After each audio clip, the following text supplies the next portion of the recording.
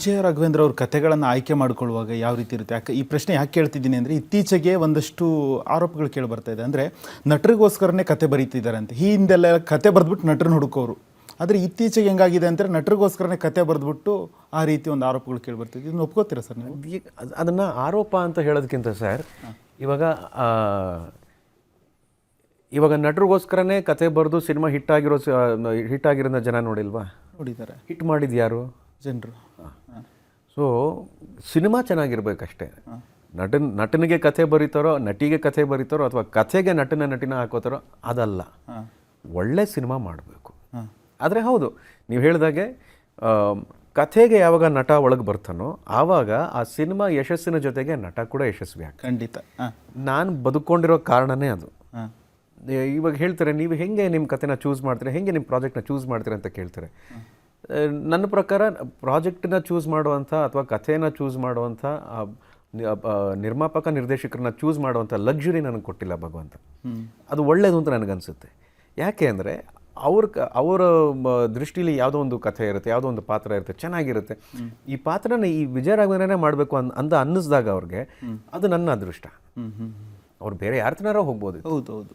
ಅದು ಒಂದು ಕಲ್ಲರಳಿ ಹೂವಾಗೇ ಆಗಲಿ, ಅದೊಂದು ವಂಶೋದ್ಧಾರಕ ಆಗಲಿ, ಮಾಲ್ಗುಡಿ ಡೇಸ್ ಆಗಲಿ, ಸೀತಾರಾಮ್ ಆಗಲಿ, ನಮ್ಮ ರಿಪ್ಪನ್ ಸ್ವಾಮಿ ಆಗಲಿ, ಅವರು ಪಾತ್ರ ಮಾಡಿದಾಗ ಈ ಕಥೆಗೆ ಈ ನಟ ಬೇಕು ಅಂತ ಹೇಳಿದಾಗ ಕಥೆಗಳು ಬರ್ತಾನೆ ಇರ್ತವೆ. ಆ್ಯಸ್ ಅನ್ ಆ್ಯಕ್ಟರ್ ನಾನು ಬರೀ ಆ್ಯಕ್ಟರ್ ಆಗಿ ನಾನು ಲಿಮಿಟೆಡ್. ನಾನು ಇಷ್ಟೇ, ಯಾಕಂದರೆ ಅಷ್ಟು ರೆಫರೆನ್ಸ್ ಮೇಲೆ ಮಾತ್ರ ನಾನು ಆ್ಯಕ್ಟ್ ಮಾಡಿರ್ತೀನಿ. ಅದು ನನ್ನನ್ನು ನೋಡಿರ್ತಾರೆ. ನಾನು ಒಬ್ಬ ಆ್ಯಕ್ಟರ್ ಆಗಿ ನನ್ನನ್ನು ನಾನು ಸ್ಟ್ರೆಚ್ ಮಾಡ್ಕೋಬೇಕು ಅನ್ನೋ ಸಾಧ್ಯ ಆಗದೆ ಒಬ್ಬ ಬರಹಗಾರನಿಂದ, ಒಬ್ಬ ನಿರ್ದೇಶಕರಿಂದ, ನಿರ್ಮಾಪಕರಿಂದ. ಹಾಗಾಗಿ ನಾನು ಅದನ್ನು ಆರೋಪ ಅಂತ ಹೇಳೋದಕ್ಕಿಂತ ಅದೊಂದು ಬದಲಾವಣೆ ಅಷ್ಟೇ. ಅದೊಂದು ಟ್ರಾನ್ಸ್ಫಾರ್ಮೇಷನ್. ಹೇಗೆ ಇಲ್ಲಿಂದ ಹಿಂಗೆ ಹೋಗುತ್ತೋ ಚಕ್ರ, ಅಲ್ಲಿಂದ ಇಲ್ಲಿಗೆ ಬರಲೇಬೇಕು, ಮತ್ತಿಲ್ಲರ ಮೇಲೆ ಹೋಗಲೇಬೇಕು. ಸೊ ಆ ಥರ ಬದಲಾವಣೆಗಳು ಆಗ್ತಾನೆ ಇರ್ತವೆ. ಇವಾಗ ಒಳ್ಳೊಳ್ಳೆ ಸಿನಿಮಾಗಳು ಬರ್ತಾ ಇದ್ದಾವೆ. ಅಂದರೆ ಕಥೆಯನ್ನು ಆಧಾರವಾಗಿಟ್ಕೊಂಡು ಅದಕ್ಕೆ ಕಾಸ್ಟ್ ಮಾಡುವಂಥ ಮೇಕರ್ಸ್ ಬಹಳ ಇದ್ದಾರೆ. ಫಾರ್ ಎಕ್ಸಾಂಪಲ್, ಅದಕ್ಕೆ ಬಹಳ ದೊಡ್ಡ ಕ್ರೆಡಿಟ್ ನಾನು ಕೊಡೋದು ರಕ್ಷಿತ್ ಶೆಟ್ಟಿಗೆ. ಕಥೆ ಮಾಡಿ, ಸ್ಕ್ರಿಪ್ಟ್ ಮಾಡಿ, ಅದನ್ನು ಅದ್ಭುತವಾಗಿ ತೆರೆ ಮೇಲೆ ತರುವಂಥ ಒಂದು ಪ್ರಯತ್ನ ಇದೆಯಲ್ಲ, ಅದನ್ನು ರಕ್ಷಿತ್ ಶೆಟ್ಟಿಯವರು ಭಾಳ ಚೆನ್ನಾಗಿ ಮಾಡ್ತಾರೆ. ವಿಜಯ ರಾಘವೇಂದ್ರ ಅವ್ರ ಕಥೆಗಳನ್ನು ಆಯ್ಕೆ ಮಾಡಿಕೊಳ್ಳುವಾಗ ಯಾವ ರೀತಿ ಇರುತ್ತೆ? ಯಾಕೆ ಈ ಪ್ರಶ್ನೆ ಯಾಕೆ ಕೇಳ್ತಿದ್ದೀನಿ ಅಂದರೆ, ಇತ್ತೀಚೆಗೆ ಒಂದಷ್ಟು ಆರೋಪಗಳು ಕೇಳಿ ಬರ್ತಾ ಇದೆ. ಅಂದರೆ ನಟರಿಗೋಸ್ಕರನೇ ಕತೆ ಬರೀತಿದ್ದಾರೆ ಅಂತ. ಈ ಹಿಂದೆಲ್ಲ ಕತೆ ಬರೆದ್ಬಿಟ್ಟು ನಟರನ್ನ ಹುಡುಕೋರು. ಆದರೆ ಇತ್ತೀಚೆಗೆ ಹೆಂಗಾಗಿದೆ ಅಂದರೆ ನಟರಿಗೋಸ್ಕರನೇ ಕತೆ ಬರೆದ್ಬಿಟ್ಟು ಆ ರೀತಿ ಒಂದು ಆರೋಪಗಳು ಕೇಳಿ ಬರ್ತಿದೆ. ಇದನ್ನು ಒಪ್ಕೋತೀರಾ ಸರ್ ನೀವು? ಅದನ್ನು ಆರೋಪ ಅಂತ ಹೇಳೋದಕ್ಕಿಂತ ಸರ್, ಇವಾಗ ನಟರಿಗೋಸ್ಕರನೇ ಕತೆ ಬರೆದು ಸಿನಿಮಾ ಹಿಟ್ಟಾಗಿರೋದನ್ನ ಜನ ನೋಡಿಲ್ವಾ? ನೋಡಿದ್ದಾರೆ. ಹಿಟ್ ಮಾಡಿದ್ದು ಯಾರು? ಜನರು. So cinema ಚೆನ್ನಾಗಿರ್ಬೇಕಷ್ಟೇ. ನಟನಿಗೆ ಕಥೆ ಬರೀತಾರೋ, ನಟಿಗೆ ಕಥೆ ಬರೀತಾರೋ, ಅಥವಾ ಕಥೆಗೆ ನಟಿನ ಹಾಕೋತಾರೋ ಅದಲ್ಲ. ಒಳ್ಳೆ ಸಿನಿಮಾ ಮಾಡಬೇಕು. ಆದರೆ ಹೌದು, ನೀವು ಹೇಳಿದಾಗೆ ಕಥೆಗೆ ಯಾವಾಗ ನಟ ಒಳಗೆ ಬರ್ತಾನೋ ಆವಾಗ ಆ ಸಿನಿಮಾ ಯಶಸ್ಸಿನ ಜೊತೆಗೆ ನಟ ಕೂಡ ಯಶಸ್ವಿ ಆಗ್ತದೆ. ಖಂಡಿತ.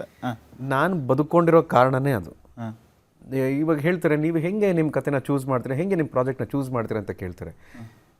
ನನ್ನ ಪ್ರಕಾರ ಪ್ರಾಜೆಕ್ಟನ್ನ ಚೂಸ್ ಮಾಡುವಂಥ ಅಥವಾ ಕಥೆನ ಚೂಸ್ ಮಾಡುವಂಥ ನಿರ್ಮಾಪಕ ನಿರ್ದೇಶಕರನ್ನ ಚೂಸ್ ಮಾಡುವಂಥ ಲಕ್ಸುರಿ ನನಗೆ ಕೊಟ್ಟಿಲ್ಲ ಭಗವಂತ.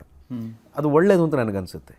ಯಾಕೆ ಅಂದರೆ ಅವರ ದೃಷ್ಟಿಲಿ ಯಾವುದೋ ಒಂದು ಕಥೆ ಇರುತ್ತೆ, ಯಾವುದೋ ಒಂದು ಪಾತ್ರ ಇರುತ್ತೆ, ಚೆನ್ನಾಗಿರುತ್ತೆ.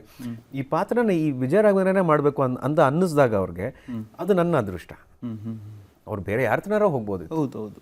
ಅದು ಒಂದು ಕಲ್ಲರಳಿ ಹೂವಾಗೇ ಆಗಲಿ, ಅದೊಂದು ವಂಶೋದ್ಧಾರಕ ಆಗಲಿ, ಮಾಲ್ಗುಡಿ ಡೇಸ್ ಆಗಲಿ, ಸೀತಾರಾಮ್ ಆಗಲಿ, ನಮ್ಮ ರಿಪ್ಪನ್ ಸ್ವಾಮಿ ಆಗಲಿ, ಅವರು ಪಾತ್ರ ಮಾಡಿದಾಗ ಈ ಕಥೆಗೆ ಈ ನಟ ಬೇಕು ಅಂತ ಹೇಳಿದಾಗ ಕಥೆಗಳು ಬರ್ತಾನೆ ಇರ್ತವೆ.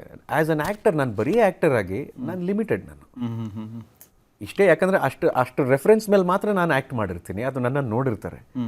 ನಾನು ಒಬ್ಬ ಆ್ಯಕ್ಟರ್ ಆಗಿ ನನ್ನನ್ನು ನಾನು ಸ್ಟ್ರೆಚ್ ಮಾಡ್ಕೋಬೇಕು ಅನ್ನೋ ಸಾಧ್ಯ ಆಗದೆ ಒಬ್ಬ ಬರಹಗಾರನಿಂದ, ಒಬ್ಬ ನಿರ್ದೇಶಕರಿಂದ, ನಿರ್ಮಾಪಕರಿಂದ.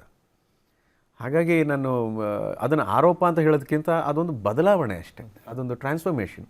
ಹೇಗೆ ಇಲ್ಲಿಂದ ಹಿಂಗೆ ಹೋಗುತ್ತೋ ಚಕ್ರ, ಅಲ್ಲಿಂದ ಇಲ್ಲಿಗೆ ಬರಲೇಬೇಕು, ಮತ್ತಿಲ್ಲರ ಮೇಲೆ ಹೋಗಲೇಬೇಕು. ಸೊ ಆ ಥರ ಬದಲಾವಣೆಗಳು ಆಗ್ತಾನೆ ಇರ್ತವೆ. ಇವಾಗ ಒಳ್ಳೊಳ್ಳೆ ಸಿನಿಮಾಗಳು ಬರ್ತಾ ಇದ್ದಾವೆ. ಅಂದರೆ ಕಥೆಯನ್ನು ಆಧಾರವಾಗಿಟ್ಕೊಂಡು ಅದಕ್ಕೆ ಕಾಸ್ಟ್ ಮಾಡುವಂಥ ಮೇಕರ್ಸ್ ಬಹಳ ಇದ್ದಾರೆ.